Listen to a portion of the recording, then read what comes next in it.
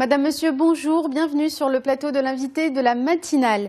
Mobiliser plus de personnes au préscolaire et lever des fonds pour créer des écoles de préscolaire en milieu rural. C'est l'objectif de la campagne Preschool Heroes 75 que vient de lancer la Fondation Zakura. Et pour nous parler de cette campagne, nous recevons ce matin sur notre plateau Madame Rita El-Qadiri. Vous êtes directrice générale en charge du développement et des partenariats à la Fondation Zakura. Merci beaucoup de nous avoir rejoints ce matin. Merci pour l'invitation. Alors, Madame El-Qadiri, juste avant de parler de la campagne en détail, un mot de sa genèse. Comment vous en avez eu l'idée et comment vous l'avez mise en place? Alors, cette idée nous est venue tout simplement parce qu'on voulait un peu innover dans notre manière de collecter des fonds et qu'autour de nous, toutes les personnes aujourd'hui veulent contribuer à une cause, mais n'en ont pas toujours la possibilité. Donc, au lieu d'orienter notre collecte de fonds vers l'entreprise, nous avons essayé d'innover et de l'ouvrir au grand public à travers la campagne Preschool Heroes. Donc aux particuliers? Aux particuliers, à leur tête un ambassadeur. Alors comment ça s'organise justement? C'est quel type de public et comment fonctionne cette campagne?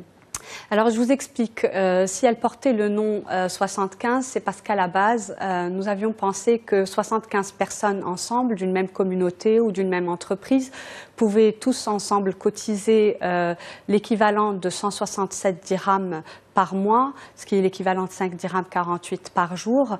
Donc un montant... Ramener à ce montant, ça paraît effectivement très petit. Tout. Voilà, c'est un parrainage en quelque sorte d'un enfant qui coûte 2000 dirhams par an pendant 2 ans. C'est-à-dire qu'une personne s'engage sur la somme de 4000 dirhams. Donc il était pensé un peu pour des communautés de 75 personnes, 75 fois 4000, donner les 300 000 dirhams qui suffisent à la fondation pour pouvoir éventuellement créer l'école de préscolaire en zone rurale et la faire fonctionner pendant 2 ans, le temps de faire un transfert de compétences vers un champion local qui reprend l'école au-delà des 2 ans. Donc aujourd'hui, comment ça marche? C'est une personne qui a une communauté, ça soit au sein d'une entreprise ou une communauté associatives, les anciens des grandes écoles. Bon, il y a un certain nombre d'entités qui nous ont approchés qui souhaitent éventuellement mener l'expérience. Ce n'est pas maintenant réduit à 75. On peut être plus nombreux. Plus on est nombreux, moins la somme que chacun verse et enfin plus la somme devient un petit peu plus petite. Donc l'idée, c'est de trouver des communautés de particuliers qui puissent ensemble récolter les 300 000 dirhams nécessaires à la création d'une école. Alors les communautés de particuliers, sachant qu'ils peuvent être aussi en entreprise, nous n'enlevons pas l'option. D'ailleurs, les 3 premières écoles Preschool Heroes se sont constituées au sein d'entreprises. Seulement une école qui avait été menée en mode ambassadeur a vu aujourd'hui le jour. Maintenant, actuellement, depuis notre lancement de l'appel à ambassadeurs et du coup d'envoi de la semaine dernière, nous avons une dizaine d'écoles en cours de constitution, donc en cours de collecte de fonds. J'invite les gens à visiter notre site web et de pouvoir éventuellement contribuer à la campagne de Leila Randine, Nasser Ben Abdjelil ou d'entreprises qui aujourd'hui sont partenaires de ce projet-là. Elle va durer combien de temps cette campagne? Alors normalement, la levée de fonds durerait 4 mois, mais en fait, nous n'avons pas bloqué les entrants. Les gens peuvent continuer à entrer. Ce qu'il faut savoir, c'est qu'ils ont 4 mois pour lever les 300 000 dirhams pour qu'on puisse éventuellement nous organiser en amont pour pouvoir préparer la création de l'école. Alors, cette démarche de Preschool Heroes, elle se focalise donc sur le préscolaire. Est-ce que vous avez identifié les besoins en matière de préscolaire dans le milieu rural, puisqu'on précise que c'est en direction du milieu rural? Est-ce qu'il y a une identification des besoins? Alors, il y a eu une identification des besoins, en effet. Sachez que par l'action de la Fondation, nous ne participons qu'à un pourcentage du besoin. C'est-à-dire c'est une modeste contribution de la Fondation pour le monde rural. Quand l'équipe de la Fondation a fait un travail de cartographie, nous avions identifié plus de 1200 douars en nécessité d'un préscolaire immédiatement.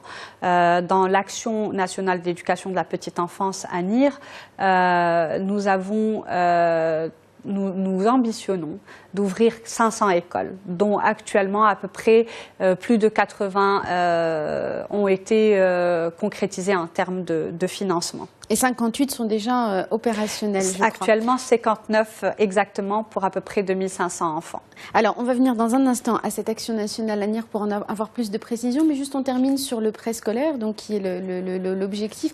Pourquoi le préscolaire? Quelle est l'importance de cette phase dans le processus éducatif de l'enfant?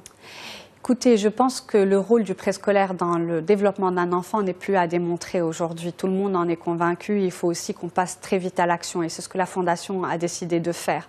Maintenant, vous savez, ils disent tous que tout se passe entre l'âge de 0 à 6 ans.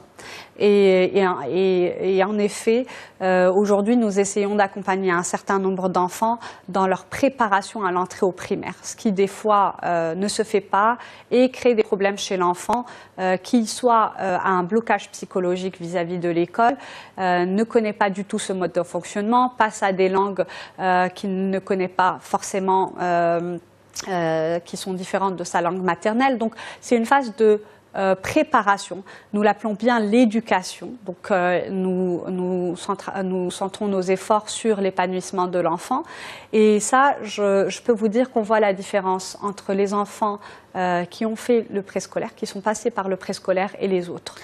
Autre question qui est liée à ces implantations d'écoles en milieu rural, il y a un personnel encadrant qui doit pouvoir être là-bas. Est-ce que c'est difficile de trouver et d'encadrer ces personnels éducatifs qui vont aller s'installer dans des milieux ruraux? Est-ce que c'est une démarche aussi qui est prise en compte? Alors, la démarche de la Fondation n'est pas de recruter à l'extérieur de la région et de placer la personne dans une autre région. On recrute localement, on recrute selon le cahier de charge du profil d'entrée parce que nous avons 2 ressources au niveau de chaque école pour un ratio maximum d'une personne pour chaque 15 enfants. Donc nous sommes sur des standards assez élevés pour pouvoir garantir un accompagnement de qualité à l'enfant. Alors, ce qu'il faut savoir, c'est que généralement, nous arrivons à trouver une personne de la commune qui peut s'implanter dans le Douar. Des fois, nous avons même la chance de trouver la personne dans le Douar. Ce sont généralement, malheureusement, des diplômés chômeurs qui ont, pour la plupart, la licence. Il y a un cycle de formation accéléré et un cycle de formation continue de la Fondation. Donc, il y a un mécanisme de suivi qui fait la force de notre système parce que nous ne disons pas que nous allons Enfin, il y a toute une phase d'accompagnement de ces personnes-là du premier jour jusqu'au dernier jour. Alors, une dernière question, il nous reste 1 minute 30 sur la campagne, sur l'action, pardon, c'est pas une campagne ANIR, c'est l'action nationale pour l'éducation de la petite enfance en zone rurale. Est-ce que vous pouvez nous en dire un mot et ses réalisations jusqu'à aujourd'hui? Alors, ANIR a pour objectif la création de 500 écoles. Je vous dirais le plus vite possible serait le mieux pour répondre aux besoins le plus rapidement possible. Nous sommes à peu près aujourd'hui, avec l'effort qui a été fait, à 80 écoles. Nous sommes encore loin du compte. C'est sûr que c'est avec l'aide de tous, des entreprises, du secteur privé, des institutions nationales et internationales que nous pouvons scaler cette démarche. Aujourd'hui, nous espérons d'ici la fin de l'année pouvoir sécuriser une centaine d'écoles supplémentaires à travers Preschool Heroes, mais à travers aussi d'autres mécanismes d'appel à projets, de levée de fonds. Et voilà, on essaie d'avancer. En tout cas, ce qu'il ne faut pas oublier, c'est que à l'issue, ce sont des enfants qui bénéficient de leur droit le plus ultime, qui est l'éducation.